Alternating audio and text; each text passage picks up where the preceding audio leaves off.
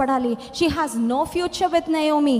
కానీ రూత్ ఎవరిని చూసిందంటే, పరిస్థితులు ఎలా ఉన్నా నాకు ప్రతిఫలము బహుమానం ఇచ్చే దేవుని వైపు చూస్తా, నేను ముందుకే వెళ్తాను. I will never ever turn back.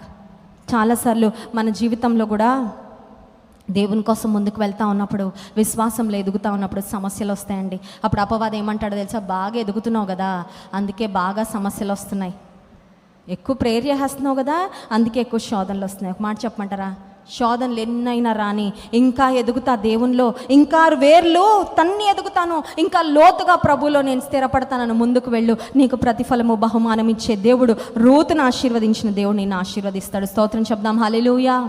కొన్నిసార్లు ప్రార్థన చేస్తూ ఉంటాం, జవాబులు రావండి, ఆలస్యం అవుతూ ఉంటుంది.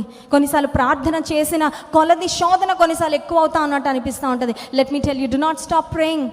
నిలదొక్కొని నిలబడు, ఇంకా ప్రార్థిస్తా, ఇంకా ప్రార్థిస్తా, ఇంకా ప్రార్థిస్తా, విసుగక ప్రార్థిస్తా, మెలకువగలిగి ప్రార్థిస్తా, జవాబు వచ్చే వరకు ప్రార్థిస్తా, నన్ను దేవుడు కరుణించే వరకు ప్రార్థిస్తా.